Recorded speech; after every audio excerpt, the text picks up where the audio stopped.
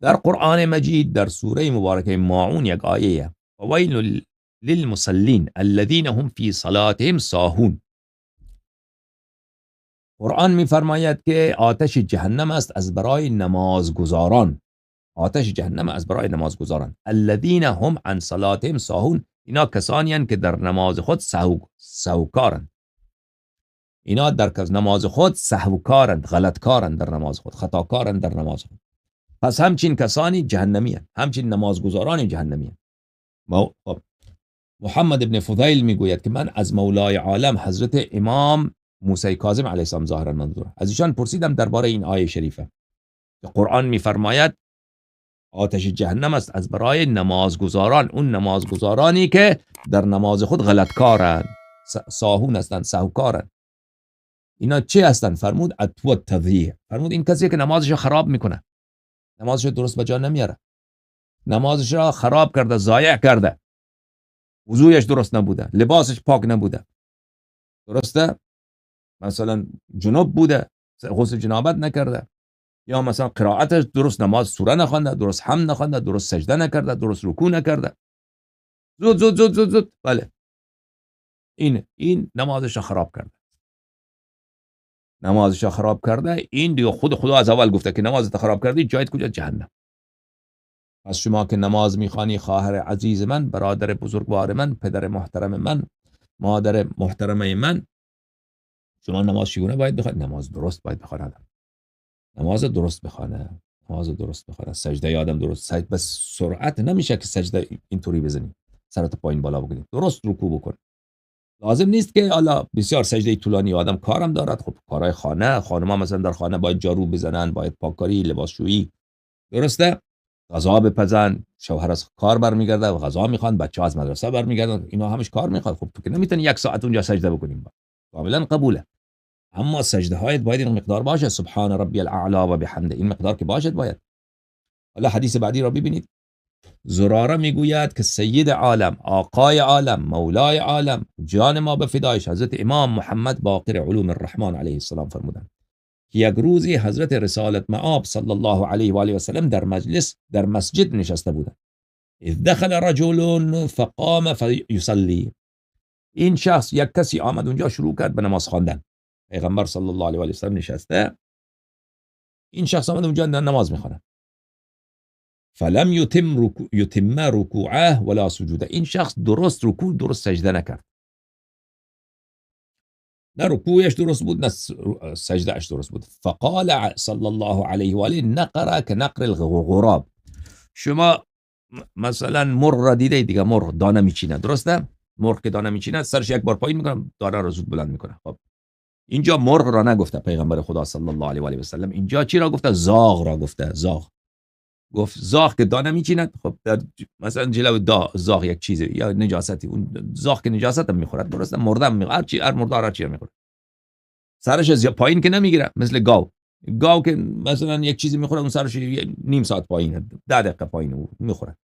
اما این زاغ نولش میزنه پایین، پس بلند میکنه. خب فرمودن حضرت رسول صلی الله علیه و آله و سلم رکوع این شخص مانند چی بود؟ مانند که یک زاغ کلهش پایین میکنه با منقارش، میخواد یک چیز رو زود برداره پس بلند کنه، در 1.5 ثانیه این کلهش بلند میکنه. سجدهش هم همچنین بود. فرمودن که نقره که نقر الغراب، این کلهش را زد پایین پس بلند کرد مانند زاغ. زاغ دمین دانه میچینه. خب شما هم پس وقتی که سجده رکوع میکنید، رکوع یک حد اقلی دارد عزیزان من. حد اقلش چیه؟ شما که رفتی مثلا الان که من سوره را خواندم، درسته؟ در رکعت اول فرض کنید بسم الله الرحمن الرحیم قل هو الله احد الله الصمد لم یلد ولم یولد ولم یکن له کفوا احد كذلك الله ربنا. بعد میگم الله اکبر، بعد میرم رکوع که رفتم، ببینید رکوع اینه، این دو دست با به زانوها برسد، این دو دست باید به زانوها برسد. به زانوها که رسید، اون وقت بدن که قائم از حرکت ایستاد. خب اون وقت میگم سبحان ربی العظیم و بحمده، دیگه رکوع تمام شد. این حد اقلشه. وقتی این تمام شد بعد میستم سمع الله لمن حمده الله اکبر. اینا که گفتم الله اکبر که گفتم، اون وقت میرم به طرف سجده پایین میشم. به سجده که رسیدم، پیشانیم که به زمین به مهر مثلا قرار گرفت، دو دستام به زمینه، زانوام به زمینه، دو نوک پنجه به زمینه، پنجه پای به زمینه، درسته؟ اون وقت میگم سبحان ربی الاعلی و بحمده. بعد این سجده درست اینه و رکوع درست اینه. این ظاهرش. باطنش اینه که آدم حضور قلبم داشته باشه پیش که من پیش خدایم سرم را خم میکنم. ولی آدم اگر خواست بیشتر بگوید، این ذکر شریف را 3 بار بگوید، سبحان ربی العظیم و بحمده، سبحان ربی العظیم و بحمده، سبحان ربی العظیم. اونم بهتره، ثوابش بیشتره. از خداوند متعال حاجتش را اللهم صل علی محمد و آل محمد واغفر لی ولوالدی مثلا، خدای مرا ببخش پدر و مادر. به زبان فارسی، شما عربی بلد نیستی، به زبان فارسی هر جا میتونی نماز دعا بکنی، در رکوع سجود پیش خدای دعا بکنی. حاجه خدایا، خب خدای مرا ببخش، پدر و مادرم را ببخش، پسرم را مثلا، پسرم را کامیابی و کامروایی عطا کن، هر چی که حاجتته. پس این شخص پس نمازش چگونه بوده؟ نماز درست نخوانده. این شخص رکوعش بسیار به سرعت بوده، سجودش به سرعت بوده. رسول خدا صلی الله علیه و آله و سلم فرمود که این کلهش را پایین زد و بالا کرد مانند زاغ.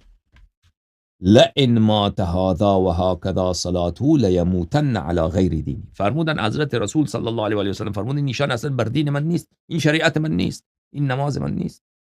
اگر این شخص بمیرد و بر همین نمازش همچنین باشد، بر دین من نمرده، بر دین من نمرده. پس نماز این چنین اهمیت دارد عزیزان من. این نماز را نباید ضایع کرد، نماز را نباید خراب کرد، نماز را باید خوب به جا آورد. نمازتان خوب صحیح باشد که خداوند متعال قبول بفرماید. مولای عالم حضرت امام محمد باقر علوم الرحمن علیه السلام فرمود لا تتهاون بصلاتک. فرمودن که نمازت را سبک نشمار. لا تتهاون، نمازت را، بله، نمازت را یک چیز معمولی، یک چیز خفیف، یک چیز غیر مهم نشمار. بله، نمازت را یک چیزی که مثلا اهمیت ندارد، این چنین با نماز معامله نکن. فإن النبی صلی الله علیه و آله و سلم قال عند موته. به خاطر اینکه حضرت رسول خدا صلی الله علیه و آله و سلم هنگام مردن وصیتش این بوده لیس منی من استخف بالصلاة. از من نیست، امتی من نیست، پیرو من نیست، بر شریعت من نیست اون کسی که نمازش را سبک میگیرد، نمازش را اندک میگیرد، نمازش را یک چیز مهم نمیشمارد که نماز مهم، از من اصلا نیست. بعد فرمودن لیس منی من شرب مسکرا. و فرمود هر کسی که شراب بخورد یا یک چیزی که عقل آدم را زائل میکند، مثلا بیر، ویسکی، ودکا، اینا، گرچه مردم به اونا شراب خمر نمیگویند، درسته؟ هر کی از اینا یک قطره بخورد او از امت من نیست. لا یرد علی الحوض والله. کسی که شراب بخورد به خدا قسم فرمودن بر حوض کوثر وارد نمی شود.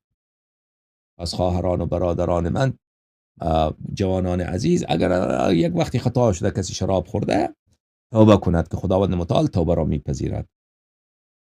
کسی که توبه میکنه مانند اینکه اصلا شراب نخورده دیگر، مانند اینکه اصلا این از او صادر نشده. این چنین خدا توبه پذیره.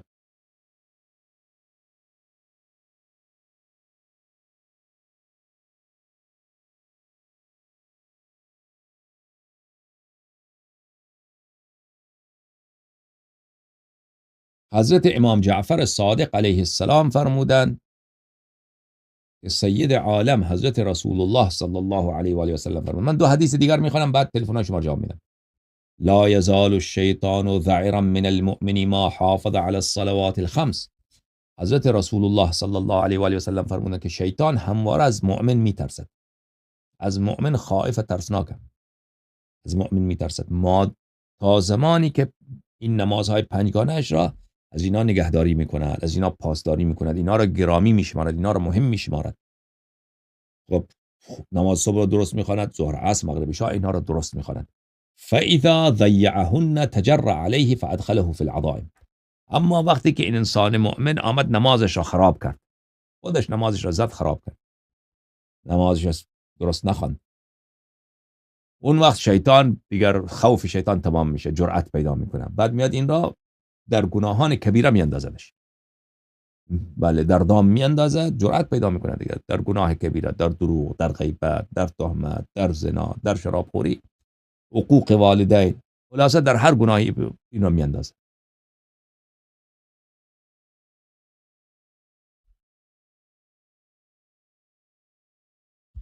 خب آماده باشید. تیک تاک و تلگرام بعد از این دیگه سوالای شما رو تلفن‌های شما رو میگیرم.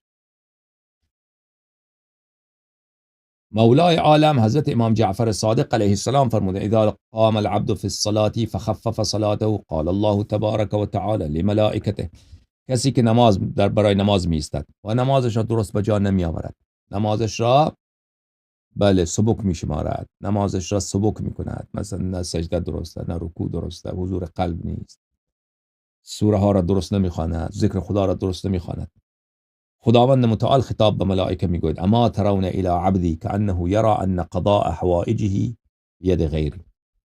خداوند متعال به ملائکه میگوید به این بنده من نگاه کنید، گویا او فکر میکند که زندگی او در دست من نیست، مردن او در دست من نیست، حل مشکلات او در دست من نیست. گویا فکر میکنه یک کسی دیگر او پروردگار عالمه، یک کسی دیگره که او رزق و روزی میرساند، یک کسی دیگریه که حوائجش را برآورده میکند. اما یعلم ان قضاء حوائجه بیدی، آیا او نمیداند که حوائج او در دست منه، قضای حوائج او در دست منه، مشکلات او در دست منه، رزق و روزی او در دست منه، مرگ و حیات خودش، بچه های زن و بچه، همه ایش در دست منه. وقتی که این چنینه چرا با من درست صحبت نمی کند؟ چرا حالا که آمده با من نماز بخواند با من راز و نیاز بکند؟ این چنین راز و نیازه که لایق شأن من نیست، این چنین انجام میده.